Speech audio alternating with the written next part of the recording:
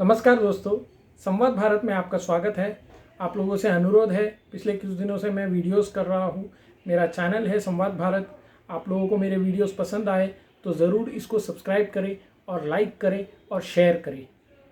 आज का मेरा वीडियो का टॉपिक है, क्या उत्तर प्रदेश में भारतीय जनता पार्टी के लिए सब कुछ ठीक नहीं चल रहा।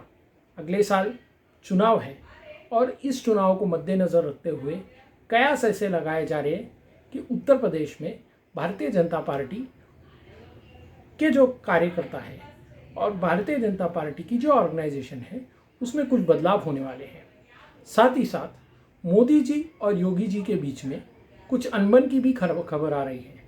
ऐसे भी खबर आ रही है कि संगठनात्मक बैठक के बाद उत्तर प्रदेश के चीफ मिनिस्टर को भी बदला जाएगा। उसके अलावा प्रदेश के जो अध्यक्ष है, president of the party of UP, उनको भी बदला जाएगा। तो चलिए मैं आप लोगों को इस विश्लेषण की तरफ लेके चलता हूँ। देखिए, पहली बात तो ये सब खबरें जो चुनाव के बीच में आ रही है या चुनाव के पहले आ रही है, इसमें मैंने जितना पड़ताल किया है, मैंने जिस तरह लोगों से बात की है, जितना मैंने स्थानिक लोगों से बात की है, इसमें कोई सच्चाई होने का चांसेस कम है। इसके दो कारण मैं एनालाइज करके बताता हूँ आप लोगों को। इसके दो कारण हैं। एक, उत्तर प्रदेश के चीफ मिनिस्टर योगी आदित्यनाथ जी बहुत पॉपुलर है उत्तर प्रदेश में। दूसरे बात, वो मोदी जी के भी फेवरेट है और राष्ट्रीय स्वयंसेवक संघ जो भारतीय जनता पार्टी का पेरेंट ऑर्गेनाइजेशन है, उनके भी बहुत करीब है। ये एक चीज़ है। दूसरी चीज़, ये क्राइटेरिया एक नहीं हो सकता। इसके अलावा परफॉर्मेंस जो है वो बहुत मैटर करता है भारतीय जनता पार्टी जैसे ऑर्गेनाइजेशन में। और जितने भी चीफ मिनिस्टर लिए जाए उनमें से योगी जी का परफॉर्मेंस अभी तक अव्वल नंबर पर है, क्योंकि उत्तर प्रदेश एक बीमारू राज्य है और बीमारू राज्य में इन्वेस्टमेंट लाना, एक इंफ्रास्ट्रक्चर का जो काम है उसको बहुत तेज़ी से लेके जाना, केंद्र के सरकार का लाभ उठाकर हर चीज़ की उपलब्धता करके केंद्र को भी मदद करना, ये सारी चीज़ें योगी जी ने की है। देखिए, इसमें एक बात तो मानना पड़ेगा कि मोदी जी के प्राइम मिनिस्टर रहते हुए भारतीय जनता पार्टी ने बहुत राज्यों में सत्ता स्थापित की है। और जब भी आप लोगों ने ध्यान दिया होगा, अगर आप लोगों ने एनालाइज किया होगा, तो मोदी जी जब भी वेस्ट बंगाल जाते हैं, जब भी ओडिशा जाते हैं, जब भी महाराष्ट्र में आते हैं या तमिलनाडु में जाते हैं या केरल में जाते हैं, वो वहाँ के मुख्यमंत्री के बारे में या तो कुछ तो बोलते हैं या कुछ भी नहीं बोलते। लेकिन अगर वो मुख्यमंत्री भाजपा शासित नहीं है लेकिन परफॉर्मिंग है और वो एनडीए का भी पार्ट में नहीं है, तो भी मोदी जी इंश्योर करते हैं कि उनकी तारीफ किया जाए अगर वो अच्छा काम कर रहे हैं। उदाहरणार्थ, ओडिशा के मुख्यमंत्री के बारे में उन्होंने बहुत बड़ी बड़ी बातें पिछले 7 सालों में कही है। ऐसे उन्होंने आंध्र के मुख्यमंत्री के बारे में कहा है। ऐसे उन्होंने तमिलनाडु के पूर्व मुख्यमंत्री, जब भी वो राज्य में जाते थे, अभी तो चुनाव हुआ है उधर के, उनके बारे में कहते थे। तो ये पूरा जो मामला है, ये उत्तर प्रदेश के राजनीति को लेकर अगर मैं एनालाइज करूँगा, तो जब भी मोदी जी योगी जी के साथ में स्टेज शेयर करते हैं और कोई ना कोई प्रोग्राम का या तो नींव रखने के लिए आते हैं या तो प्रोग्राम समाप्ति को लेकर वो कोई कार्यक्रम करने आते हैं, तो मैंने ये देखा है कि जितने भी मुख्यमंत्री, चाहे भाजपा शासित हो या अभाजपा शासित, वो कंपेयर करके मोदी जी इंश्योर करते हैं कि वो योगी जी के जो अच्छे काम है उसकी ना तारीफ ही करें, लेकिन वो उसको मॉडल की तरह अपनाने की सलाह भी दूसरे राज्यों को देते हैं। और योगी जी ने इसी को ध्यान में रखते हुए एक बहुत बढ़िया काम उत्तर प्रदेश में किया है। ऐसा मैं मानता ही नहीं हूँ, ट्रैक रिकॉर्ड है। ये एक बात हुई। अभी हम चलते हैं कि ये अफवाहों को लेकर ये क्यों अफवाहें योगी जी के बारे में और मोदी जी के बारे में उड़ाई गए, उनके बीच में अनबन की खबरें। देखिए, हमें ये समझना होगा, उत्तर प्रदेश में एक भगवाधारी व्यक्ति मुख्यमंत्री है और वो भगवाधारी किसी के आंखों में चुभ रहा है, तो वो है लेफ्ट लिबरल मीडिया माफिया और इंटरनेशनल ताकतें। वहाँ की अपोजिशन कमज़ोर है। वहाँ पे अपोजिशन ना एकजुट है, ना वो लोगों के बीच में जाती है, ना वो लोगों के मुद्दे उठाती है। सिर्फ और सिर्फ उनके नाकामयाबी की वजह से वहाँ पे अपोजिशन पूरी तरह से ध्वस्त है। लेकिन योगी जी के दमदार नेतृत्व की वजह से उत्तर प्रदेश की प्रगति को भी वो बाधा नहीं ला पा रहे, ये एक पॉजिटिव बात है। लेकिन एक बात जानना होगा, कुछ ह्यूमन राइट्स एक्टिविस्ट के नाम पे जो छोला लेकर घूमते हैं और जो एनजीओ एक्टिविज्म करते हैं, उनको ज़रूर ये सरकार खलल रही है और वे अनेक बार कोर्ट के दरवाजे या आरटीआई के दरवाजे या कोई ना कोई मार्ग से योगी जी का जो काम है उसमें अड़ंगा लगाने की कोशिश करते हैं। अब ये सब 4 सालों में करके फेल हो चुका।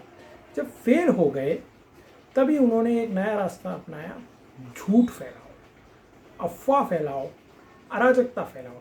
अब इससे हुआ यूँ कि योगी जी कोविड से अस्पताल में थे, तो मोदी जी ने सेंटर से एक अधिकारी को योगी जी के मदद के लिए AK शर्मा जी को भेजा।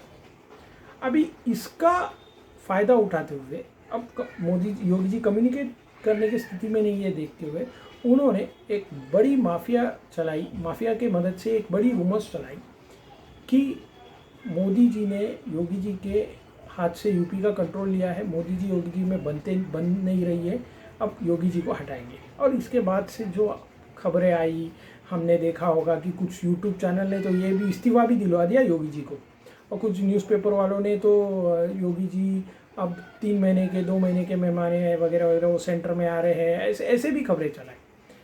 तो ये जब भी मैं देख रहा था न्यूज़, मुझे इतनी हंसी आ रही थी। मैंने अपने स्थानिक एक मित्र है हमारे प्रयागराज के, वो उनकी, हालांकि उत्तर प्रदेश एक ऐसी राजनीतिक राज्य है जहाँ पे जातीय समीकरण के अलावा और कुछ चलता नहीं है, एंड मैं उसको एक बड़ा समस्या मानता हूँ। और ये जो मेरे मित्र हैं उसी जातीय समीकरण से बिलोंग करते हैं, लेकिन वो उससे ऊपर उठकर राष्ट्रवादी विचार रखने वाले व्यक्ति है।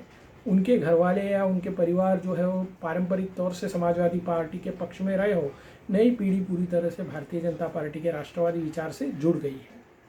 तो ये जो मित्र से मैंने बात किया, तो इन्होंने मुझे इंटरेस्टिंगली बुलाया, रे विपिन भैया आप ये मीडिया के चुंगल में आकर बह के आप ये सब विश्वास करने वाला, मैं विश्वास नहीं कर रहा हूँ।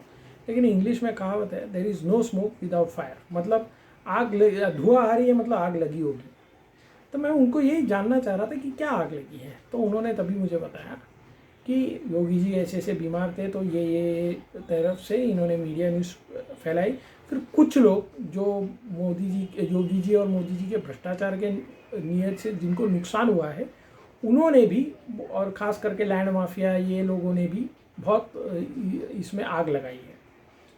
तब मैं समझ गया कि फिर मैंने खुद भी एनालाइज़ किया, मैंने भी खुद बाकी ट्रैक रिकॉर्ड देखने लगा।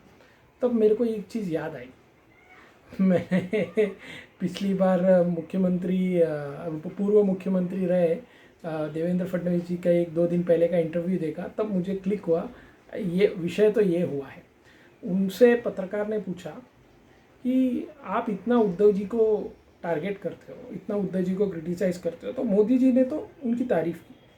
तभी देवेंद्र जी ने उनको एक पलट के उत्तर दिया, अच्छा आपने सुना क्या मोदी जी को तारीफ़ करते हुए, आपने देखा क्या किधर मोदी जी बोल, या उनकी क्लिपिंग है तो मुझे भेजो।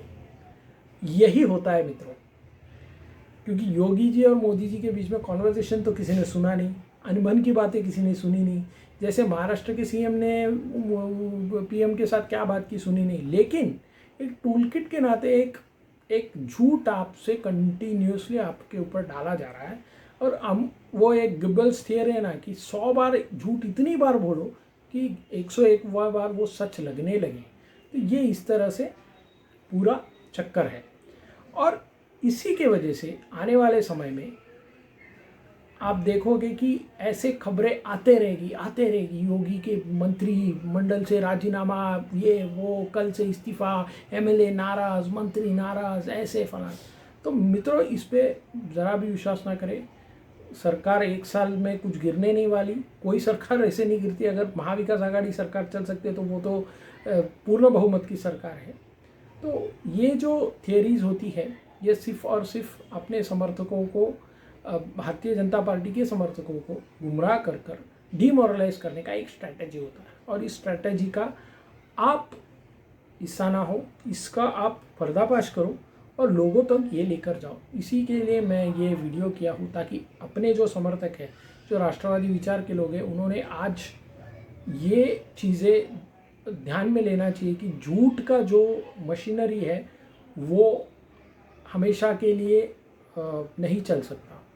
तो हमें ये कोशिश करनी होगी कि योगी जी उत्तर प्रदेश में पुनः जीत कर आए और मोदी जी का हाथ भक्कम करे, और उसी से मोदी जी पुनः 2024 में जीत कर आए और पूरी राष्ट्रद्रोही ताकतों का जो आगे का जो पूरा उन्होंने प्लान करके रखा है देश को तोड़ने का, वो पूरा प्लान ध्वस्त है।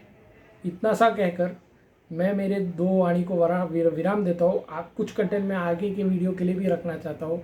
आज के लिए इतना ही। धन्यवाद। भारत माता की जय। वंदे मातरम। अगर आप लोगों को मेरी वीडियो पसंद आए तो प्लीज़ इसको सब्सक्राइब करें, मेरे चैनल को लाइक करें, शेयर करें, क्योंकि शेयर करना बहुत ज़रूरी है। ये विषय लोगों तक पहुंचना बहुत ज़रूरी है। हमारे मित्र हमेशा ये कंफ्यूज रहते हैं कि क्या सच में एक भी कल एनडीटीवी में आया, इसमें आया, किसी में भी विश्वास ना करें और ऑथेंटिक अपना थोड़ा सा बुद्धि का इस्तेमाल करें और थोड़ा सा विवेक का इस्तेमाल करें, तो आप भी ये मीडिया के चंगुल से बच सकते हैं। धन्यवाद।